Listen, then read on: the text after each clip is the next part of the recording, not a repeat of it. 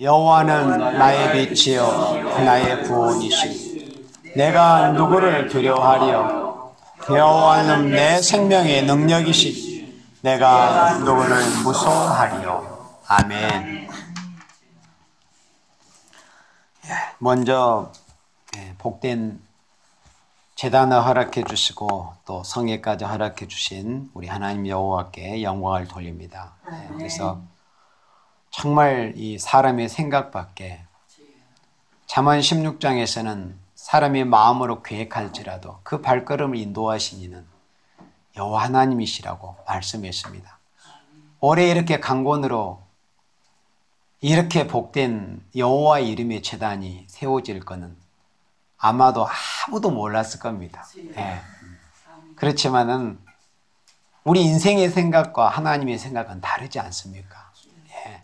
그래서 제가 이번 성에 3시간을 맡았는데 오늘은 제가 아침 시간, 오전 시간, 저녁 시간을 맡았는데 제가 맡은 이 첫 시간은 성전에 관한 말씀을 좀 준비해 왔습니다.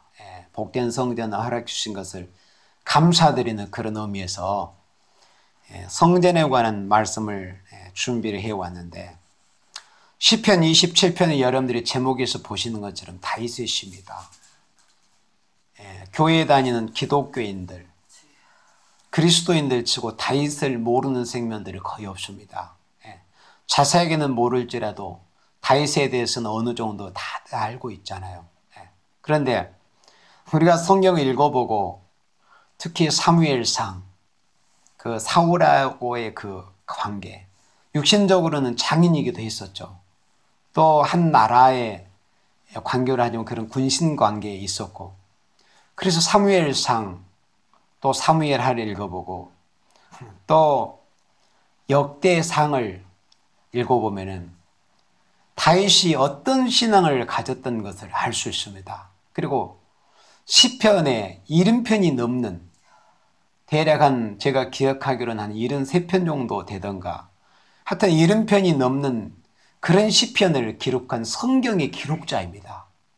그리고 다윗은 정말 보기 드물게 하나님께 여러 가지 그런 탤런트를 받았던 그런 정말 하나님의 보기 드문 그런 사람이었습니다. 그런데 지금 이 마지막 시대에 이제 어제 저녁부터 성회가 시작이 됐는데 어제 저녁 우리 목사님을 통해서 우리 귀한 말씀을 들었지만 이 대구 교회에 주님의 이름으로 세워진 교회가 많지 않습니까? 뭐 장로교도 있고 성결교, 침례교, 구세권, 성경회 이런 교회들이 많은데 왜 굳이 여호와 세일교회, 그리고 세일교회를 하나님께서 이렇게 허락하셨는가? 이제 뭐 우리 사랑하시는 우리 세일교회 가족들은 뭐 다 이렇게 아실 것입니다만, 그래서 이 마지막 시대에 예수님 오셔서 이 땅에 이루실 나라에 대해서 어제 저녁에 우리가 말씀을 드렸는데 에덴 동산이 회복이 되고, 그리고 이제 여러 가지로 이름을 할 수 있습니다. 에덴 동산이 회복이 되는 새로운 시대. 그리고 이제 왕국이라는 이름을 붙이자면은 굳이 사람의 이름을 붙인다면은 다윗의 왕국이라고 할 수 있습니다. 이사야 9장에 말씀했죠. 다윗의 왕국. 왜 그러면 우리 믿음의 선진들의 이름이 여러 사람이 있는데 굳이 다윗의 왕국이라고 했는가? 그것은 이미 하나님께서 다윗이라는 인물을 통해서 예수님이 이 땅에 재림하셔서 이루실 그 나라를 다윗이라는 한 인물 신앙인을 통해서 예언적으로 예수님께서 이 땅에 이루실 나라가 어떤 나라라는 것을 다윗이라는 신앙인을 통해서 이미 예언적으로 보여주셨습니다. 그래서 굳이 사람의 이름을 붙이자면 다윗의 왕국이라고 하는 겁니다. 이 땅에 예수님이 오셔서 이루실 나라는 어제 저녁에 우리가 계시록 11장 15절 말씀을 보았잖아요. 세상 나라가 우리 주와 그 그리스도의 나라가 된다고 그랬어요. 그래서 우리 예수님의 이름을 받들어서 표현한다면 우리가 말을 한다면 그리스도의 왕국이라고 하지만은 굳이 우리 인생처럼 피조물에 사람된 이름을 붙이자면 다윗의 왕국이라고 할 수 있습니다. 그렇다면은 다윗이 도대체 어떤 인물이었기 때문에 예언적인 예수님의 나라의 예표가 되는 그런 왕국을 하나님이 세우시는 데 들어서셨던가? 다윗이 어떤 신앙을 가졌기에, 또 어떤 인격을 가졌기에, 또 어떤 하나님 앞에서 어떻게 이끌림을 받아서 다윗의 생애가, 다윗의 이 땅에서 그 여정이 어떠했길래 다윗이라는 인물을 통해서 하나님께서 이 땅에 이루실 예수님의 나라의 그런 모형적인 예표적인 그런 나라를 세우시게 하셨던가를 우리는 알 수 있습니다. 그래서 여기 시편 27편의 제목이 다윗의 시입니다. 다윗의 시는 다 제목에 다윗의 시라고 되어 있잖아요. 그런데 왜 시편 27편을 제가 이 아침에 첫 시간에 제 시간에 첫 번째 성경으로 보게 되었는가? 이제 여기 본문을 쭉 읽어보면 알 수 있을 겁니다. 이렇게 하나님 앞에 다윗이 노래했습니다. 다윗의 시는 말 그대로 이 가사, 성경 말씀 자체가 찬양의 가사입니다. 하나님 앞에 성령의 감동을 받아서 하나님 앞에 이렇게 노래하는 것, 성령의 감동으로. 그렇게 해서 이렇게 성령의 감동으로 기록된 게 바로 다윗의 시입니다. 그런데 여호와는 나의 빛이요 나의 구원이시니 내가 누구를 두려워하리요. 여호와는 내 생명의 능력이시니. 우리 혹시 저기 양 집사님이나 우리 사모님, 이 여호와는 내 생명의 능력이시니 가산말 기억하시죠? 복음성가 기억하십니까? 그런 복음성가가 있어요. 내 생명의 능력이시니 하면서. 예. 저는 이 성경 말씀 읽을 때 그런 게 이제 생각이 되더라고요. 여호와는 내 생명의 능력. 이 성경 말씀을 그대로 가사화해가지고 그리고 불려지는 이 찬양이 있습니다. 복음성가가. 다윗의 시거든요. 내가 누구를 무서워하리요. 다윗은 여호와 하나님을 섬기는 사람인데 누구를 사실은 두려워하겠습니까? 다윗은 어린 목동의 시절에 하나님께 부르심을 받았습니다. 예.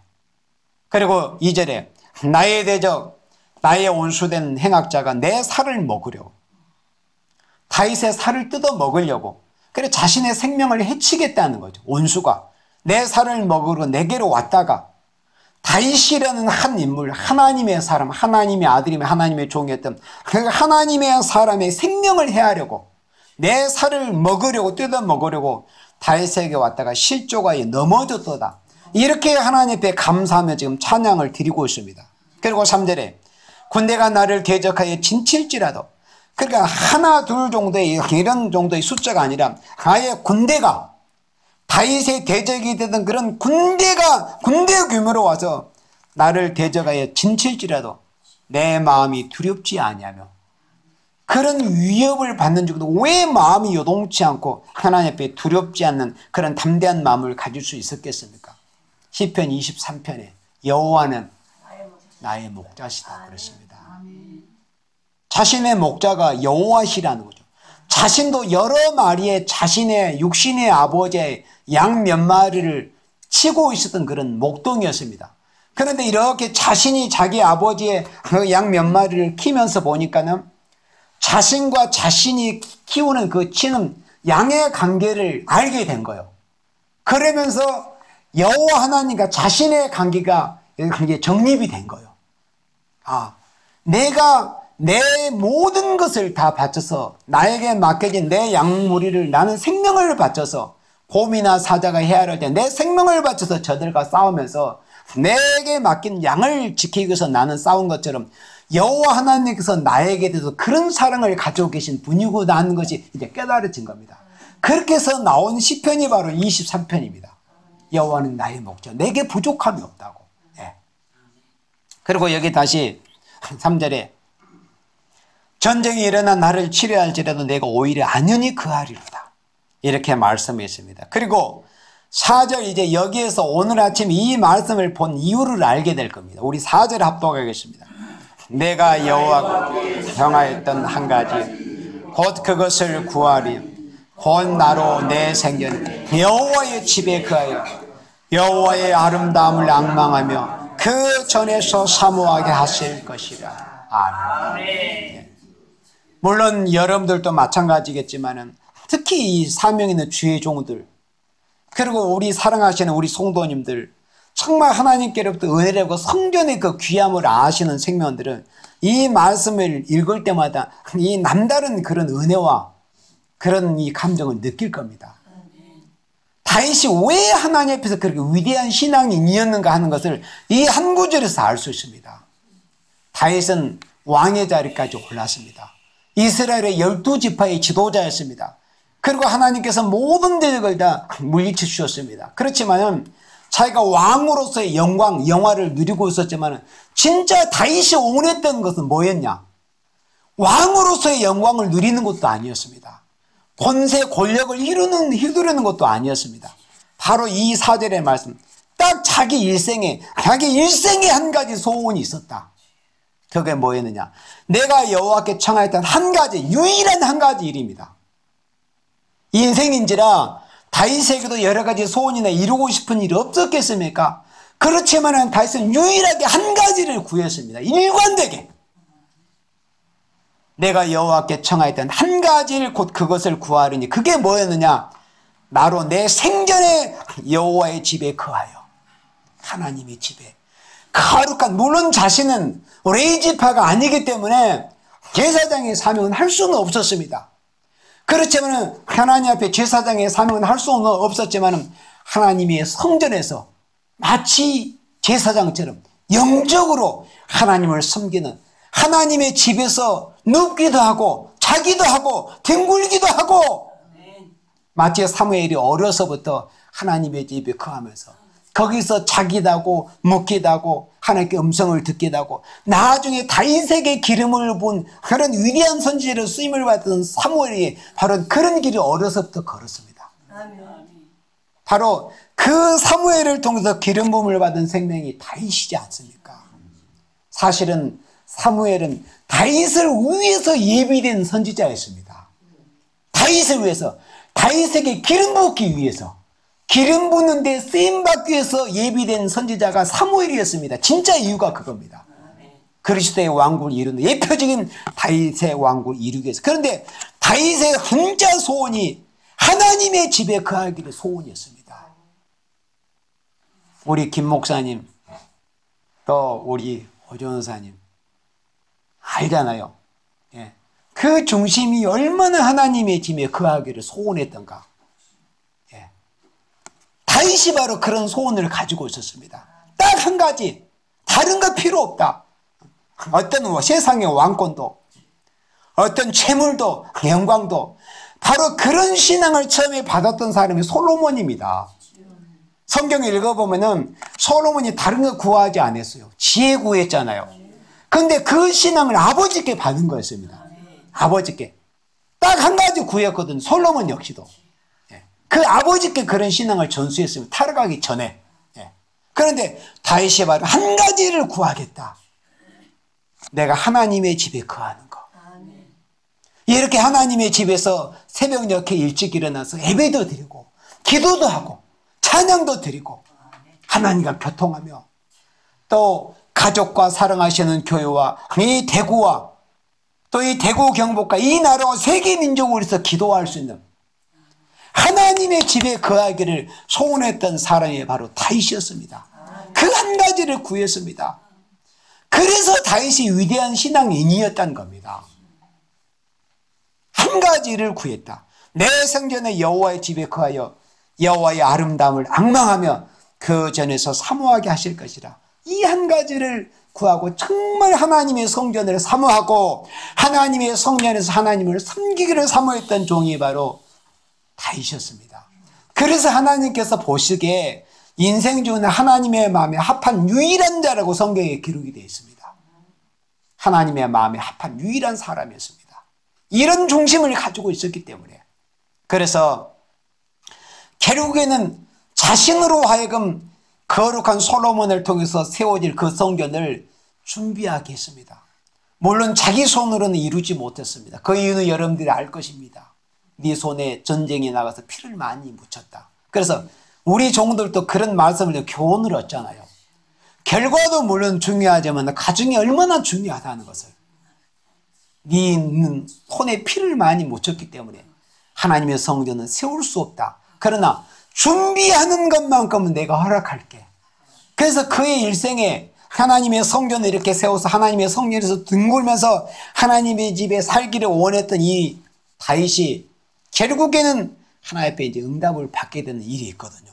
자, 우리 사무엘하 7장 말씀을 보도록 하겠습니다. 사무엘하 7장에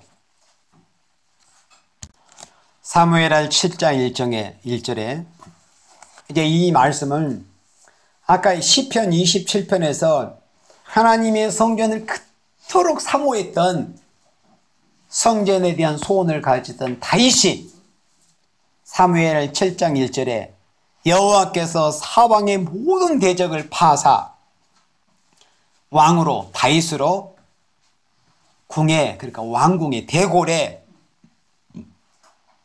평안히 거하게 하신 때 왕이 선지자 나단에게 이르되 볼지어다 나는 백항목 궁에 거하거늘 하나님의 궤는 휘장 가운데 있도다.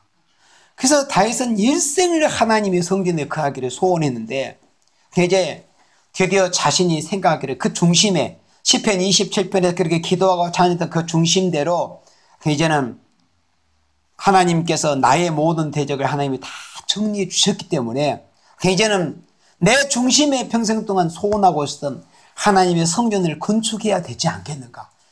그게 중심에서 나는 이렇게 임금으로서 내가 왕으로서 평안하게 나는 이렇게 대궐에서 편히 살고 있는데 아직도 하나님의 거룩한 언약궤는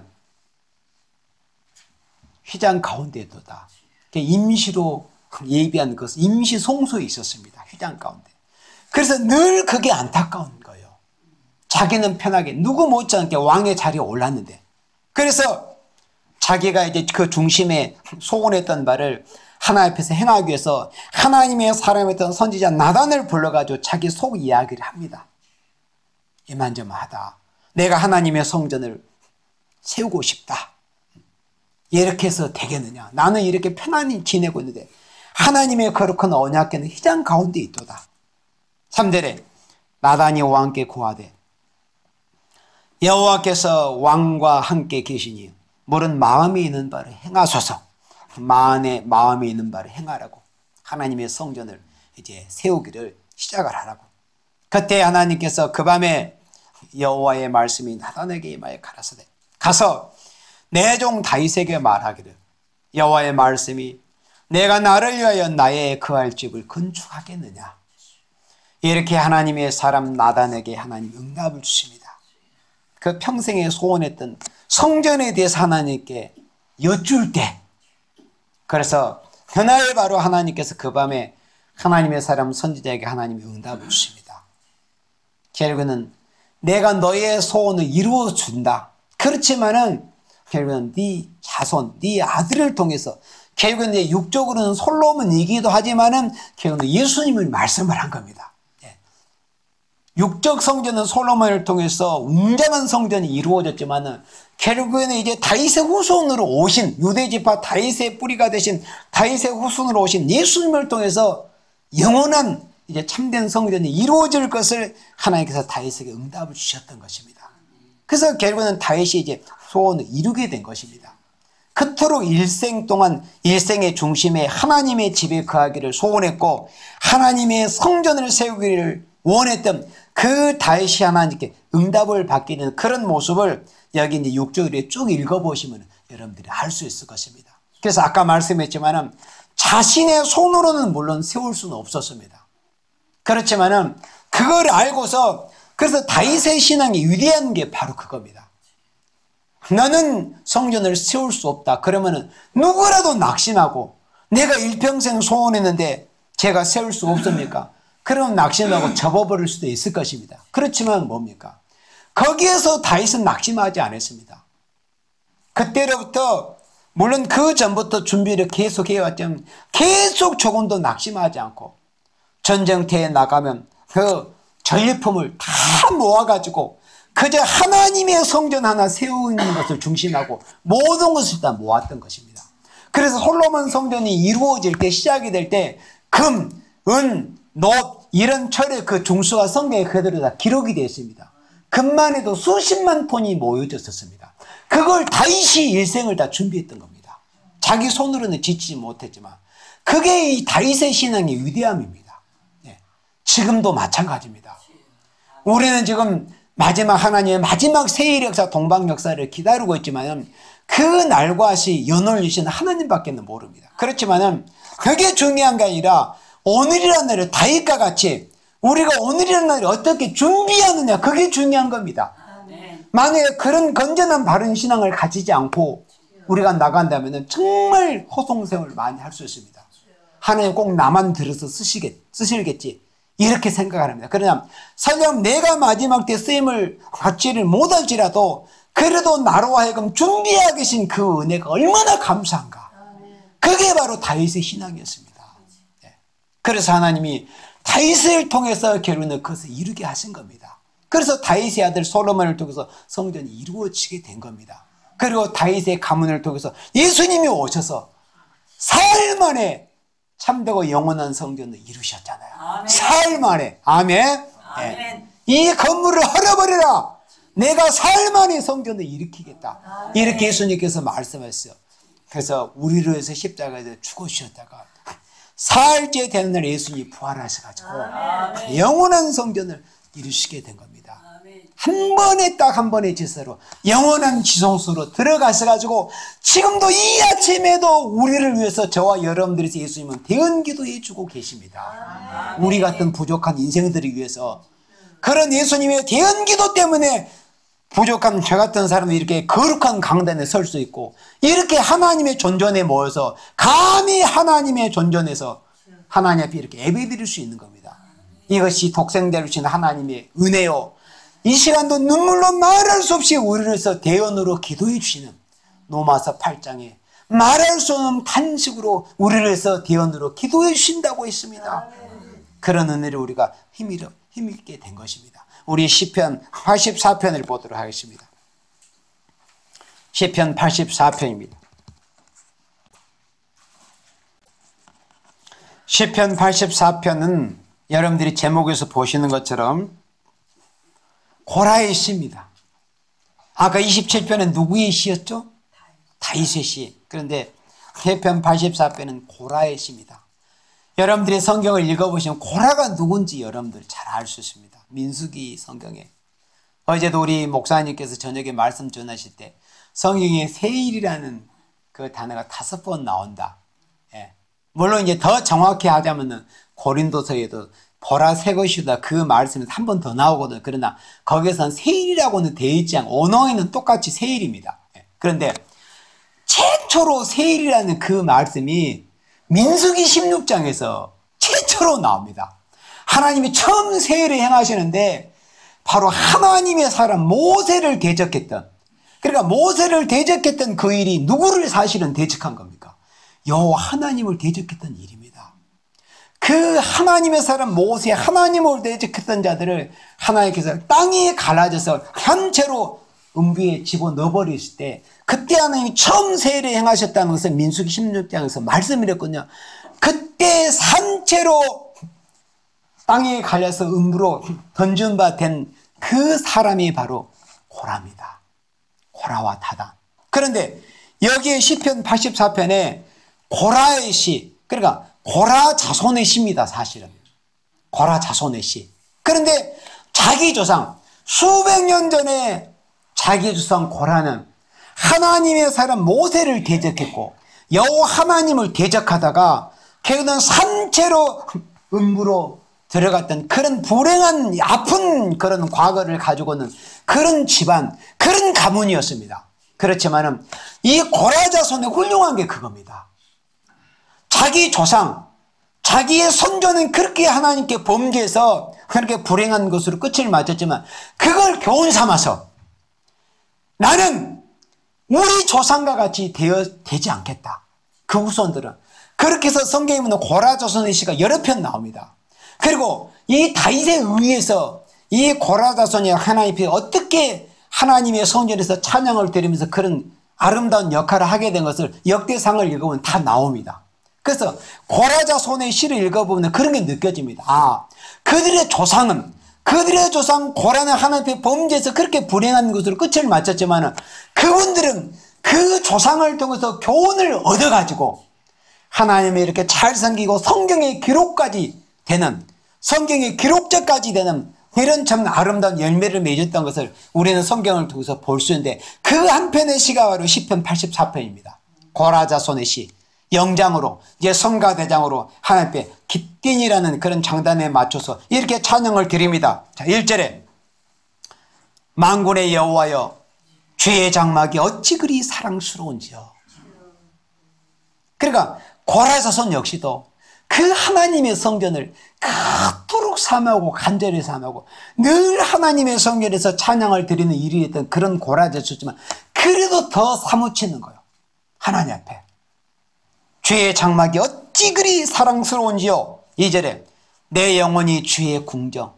주의 궁정, 여기서 정자는, 저는 개역성경을 지금 보고 있습니다. 여기서 정자는 이제 뜰 정자입니다. 그래서 주의 성전의 뜰입니다. 주의 궁전, 성전의 뜰을 사모하며 생각하며, 이 고라자손이 얼마나 하나님의 성전을 사모하는 정도, 성전 뜰을 사모한 거예요. 성전의 뜰, 성전 주의, 그런 성경 환경까지라도 그런 사모하는 마음을 가지고 하나님을 섬기고 하나님 앞에 찬양의 사역을 했던 바로 사람들이 바로 고라의 자손들이었습니다. 그런데 어느 정도 사모했느냐? 쇠약할 정도로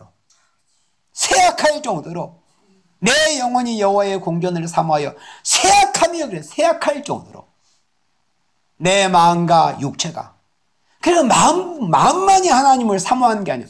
육체까지라도 마음과 육체가 생존하신 하나님께 부르짖나이다. 우리가 결국 이 몸까지 들으셔야 되는 거예요. 몸이 쇠약할 정도로 고라자손은 하나님의 성전을 사모했습니다. 그러면 어느 정도 사모했느냐? 우리 믿음의 선전들이 얼마나 성전을 사모했는가를 여러분들이 여기 시편 84편을 책갈피를 잠깐 해놓으시고 시편 102편 말씀을 찾아보시기 바랍니다. 우리 믿음의 선전들이 얼마나 하나님의 성전을 사모했던가. 시편 102편 13절에 주께서 일어나사 시온을 긍휼히 여기시리니 지금은 그를 긍휼히 여기실 때라. 정한 기한이 오민이다. 하나님의 백성이 심히도 환난을 당하고 고난을 만나고 어려운 가운데 있을 때 하나님의 사람들이 성령의 감동으로 이렇게 하나님 앞에 기도하고 찬양하고 노래하는 겁니다. 이제는 주께서 일어나 시온을 긍휼히 여기실 때입니다. 지금은 그를 긍휼히 여기실 때입니다. 하나님의 사랑하시는 종들, 사랑하시는 교회, 사랑하시는 귀한 종들을 시온을 긍휼히 여기실 때 정한 기함이 오민이다. 14절 우리 합독합니다. 주의 종들이 시온의 돌들을 즐거워하면 그 티끌도 연울이 여기나이다. 시편 102편 14절에 이 한 구절의 말씀을 또 우리가 읽어보면서 우리 믿음의 선진들은, 구약시대 우리 믿음의 선진들은 얼마나 하나님의 성전을 사모하는 그런 이 뼈의 사무치리만큼. 그런데 이 표현을 보세요. 주의 종들이 시온의 돌들을 즐거워한다고 그래요. 시온의 돌들, 하나님의 성전에, 또 하나님의 성전에 그 돌로 쌓여져 있지 않습니까? 그런데 하나님의 시온의 돌들을 즐거워하는 것뿐만이 아니라 여기 보세요. 그 티끌까지라도 연울이에요. 하나님의 성전에 이 바닥에 떨어지는 티끌 먼지까지라도 정을 느끼면서 아낀다는 거예요. 연울, 정을 느낀다는 거예요. 하나님의 성전에서 티끌 먼지까지라도 이렇게 하나님의 성전을 사모하는 마음을 가졌던 분들이 우리 믿음의 선진들이었습니다. 하나님의 성전에 티끌까지라도 정이 느껴진다는 거예요. 정이. 우리는 얼마나 지금 예수님의 은혜를 통해서 오나기만 하면 날마다 이렇게 조속으로 나와서 예배드릴 수 있고, 또 뭐 성전의 어떤 그 범위가 큰 곳은 뭐 청소하는 시간도 오래 걸리기도 하겠죠. 그렇지만 우리는 너무 하나님의 은혜가 풍성해가지고 그런 것을 잘 느끼지를 못할 수가 있지만, 구약시대 하나님의 백성이 예루살렘이 바벨론에게 멸망을 당해가지고 하나님의 성전에 가까이 나아갈 수도 없고 하나님의 성전에 예배드릴 수도 없고 제사 드릴 수 없는 그런 상황이 있었던 생명들은 이 성전에 들어가는 정도가 아니라 그 티끌까지라도 그리운 거예요. 하나님의 성전에 티끌까지라도, 그게 티끌 먼지까지라도 정이 느껴지는 겁니다. 그런 이 상태에서 고난 중에서 이렇게 성전을 그리워하면서 노래하며 찬양했던 그런 분들이 바로 여기 이 시편 102편을 기록했던 이 성경의 기록자들입니다. 우리 믿음의 신앙의 선지들이 이런 신앙생활을 했던 겁니다. 성전을. 우리는 정말 어때고 너무나 과분할 정도로 하나님의 은혜를 힘입어서 오나기만 하루에 3번도 나와서 예배드릴 수 있습니다. 이번 성회는 하루에 4번씩 예배드리잖아. 마음만 먹으면 7번이라도 드릴 수 있습니다. 그러나 이런 형편에서도 하나님을 바라보면서 우리 복력당에 지금 동포들이 그렇지 않습니까? 예배 한 번 들으면 목숨 걸어야 돼요. 복력당의 지하 성도들은 예배 한 번 들으려면, 그렇게 예배 한 번 들으면 며칠을 그렇게 자기의 시간을 투자해야 되고, 장사하는 사람들은 며칠을 장사를 접고서 며칠을 가야 되는 그런 장소까지 가야 되기도 하고, 또 예배드리다가 발각되면 죽거나 수용소에 끌려가기도 하고, 정말 우리는 너무나 하나님의 은혜를 입었습니다. 그러나 이렇게 은혜를 하나님께서 베풀어 주실 때 우리가 하나님 앞에서 그런 은혜를 생각지 못하고 감사하지 못하고 깨닫지 못하고, 그 아픔 중에는 이렇게 성전을 사모하는 그런 분들의 시온의 티끌까지라도 연우리 여기는 그런 분들의 심정을 생각하지 못하면 우리도 어쩌면 훗날 이런 어려움을 당할 것입니다. 예. 우리 믿음의 선지들은 이렇게 어려운 가운데서 이렇게 성전을 사모하면서 하나님을 섬긴 그런 분들입니다. 그 티끌도 연우리 여기나이다. 티끌도. 그러니까 티끌까지라도 사랑스러운 겁니다. 하나님의 성전 티끌까지라도. 다시 시편 84편으로 돌아옵니다. 아까 책갈피에 놓으셨던 곳. 시편 84편 3절에 나의 왕 나의 하나님 만군의 여호와여, 주의 제단에서 참새도 제 집을 얻고 제비도 새끼들 보금자리를 얻었나이다. 주의 집에 거하는 자가 그 다음 뭡니까? 복이 있나이다. 우리 4절 합독합니다. 주의 집에 거하는 자가 복이 있나이다. 저희가 항상 주를 찬양하여 5절 합독합니다. 주께 힘을 얻고 그 마음의 시온에 데려와 있는 자는 복이 있나이다. 아멘. 하나님의 제단에서는 사람들이 생각해 미물처럼 여겨지는 참새도 제비도 하나님이 그 초소를 다 마련해 주신다는 거예요. 그러니 뭘 근심하고 걱정하니? 뭘 걱정하느냐? 미물까지. 예수님께서 누가복음 12장에 그렇게 말씀하셨잖아요. 어찌하여 의식주를 걱정하느냐? 들풀도 하나님이 입히시지 않느냐? 공중에 나는 새도 하나님이다 먹이시는데 하물며 너희일까 보냐? 이렇게 말씀하고 있습니다. 하나님의 성전에서는 참새도 제 집을 얻어요. 거처를 얻어요. 제비도 새끼들 보금자리를 얻습니다. 주의 제단에서. 주의 집에 거하는 자가 복이 있습니다. 사람들은 돈 많고 로또 당첨되고 복권 당첨 복이라고 하지만 성경에서 복이 뭐라는 것을 성경에서 가르쳐주고 있습니다. 하나님 말씀에. 진짜 복이 뭡니까? 주의 집에 거하는 것이 복입니다. 여러분들. 아멘. 주의 집에 거하는 것이. 다윗과 같은 신하, 자신이 왕이었는데 뭐가 부러울 게 있겠습니까? 그렇지만은 자신도 그런 화려한 궁궐 생활도 보다도 하나님의 성전의 집에서 거하고 싶었던 것이 바로 다윗이었습니다. 다윗. 그래서 하나님이 기뻐했던 사람입니다. 주의 집에 거하는 자가 복이 있습니다. 진짜 축복된 사람이 하나님의 집에 거하는 생명들입니다. 이렇게 여러분들 하나님의 성전들에 나와서 이렇게 예배드리는 생명들, 복이 있는 생명들입니다. 5절에 주께 힘을 얻고. 우리가 누구에게 힘을 얻습니까? 인생 기다리는 것처럼 어리석은 게 없습니다. 이사야 2장에 말씀했잖아요. 사람의 호흡은 코에 있나니 스위치를 가치가 없다. 어째서 인생을 기다리고 의지하려고 하느냐? 여호와를 바라봐라. 천지를 창조하시고도 피곤치 아니하시는 여호와를 바라보라고 이사야 40장에 말씀했습니다. 여호와를 바라봐라. 그러면 하나님께 힘이 온다는 거죠. 우리 힘으로 해보려고 하면 다 백전백패합니다. 그러나 하나님의 힘을 바라고 하나님께 힘을 오기를 기다리고 하나님을 바라보면 하나님 힘 주십니다. 주께 힘을 얻고 그 다음에 그 마음의 시온의 대로. 이 세상에는 사람들이 하는 말로 출세 가도 세상에서 어떤 출세의 넓은 길이 열려지기를 원합니다. 그렇지만은 진짜 복 있는 사람이 마음의 시온의 대로가 있는 자는 복이 있다고 그랬습니다. 마음의 시온의 대로, 시온의 대로. 우리 주님의 나라를 향해서 가는 게 우리 마음 가운데 활짝 열려 있는 거예요. 세상 출세하는 것이 복이 있는 게 아니라 마음의 시온의 대로가 열려 있어야 됩니다. 주님의 나라를 향해서, 새 시대를 향해서 나아가는 그런 길이 활짝 열려 있는 사람이 복이 있다고 그랬습니다. 우리 6절 합독합니다. 저희는 눈물 골짜기로 통행할 때 그곳에서 많은 샘의 곳이 되게 하며 이른비도 은택을 입히나이다. 아멘. 시온의 대로를 향해서 나아가는 생명들에게는 6절과 같은 이런 과정도 있습니다. 이런 과정, 저희는 눈물 골짜기로 통행한다는 거예요. 여기 계신 사랑하시는 야곱들, 지난 시간들을 이렇게 생각해 보면은 이 눈물 골짜기를 통행하지 않는 생명들이 없습니다.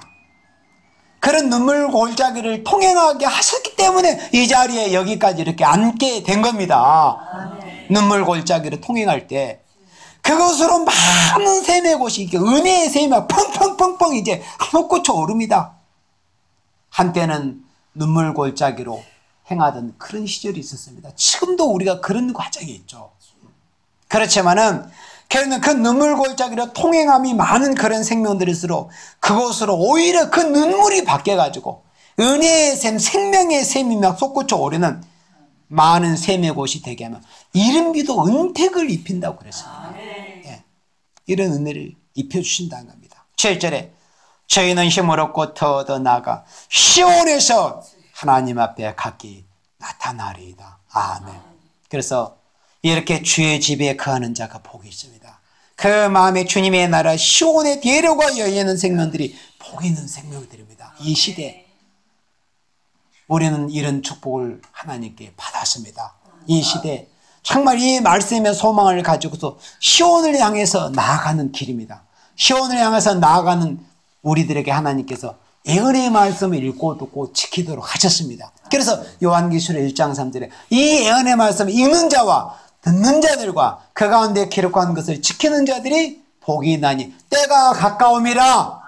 시온의 대로로 향해서 나아가는 생명들은 반드시 예언의 말씀을 읽고 듣고 지켜야 하는 것. 그래서 우리가 이렇게 새울교회 오게 된 겁니다. 시온의 대로로 향해서 나아가기 위해서. 그러려면 예언의 말씀을 읽고 듣고 지켜야 되거든요. 그러면 예언의 말씀을 읽고 듣고 지키려면 예언의 말씀을 바로 증거하는 교회로 나아가야 될 것 아닙니까? 이렇게 하나님께서 우리에게 은혜를 입혀주셨습니다.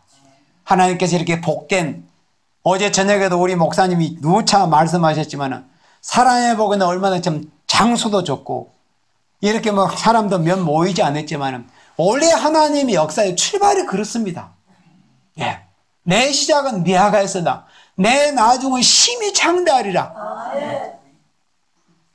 또 스가랴 사정에서도 그랬잖아요. 사랑의 복에는 딱 멸시하기 좋습니다. 그러나 앞으로 무리가 일어나서 은총이 그에게 있을 것이라고 그런 이제 큰 우렁찬 음성을 들을 때가 이제 가까이 이제 온 것 같습니다. 그래서 하나님께서 이 대구에, 이 대구 광역시에 이토록 귀한 사명을 하게 하시기 위해서 이렇게 복된 제단, 복된 성전을 허락해 주신 우리 하나님 앞에 이 아침에 다시금 감사와 찬송과 영광을 돌립니다. 아멘.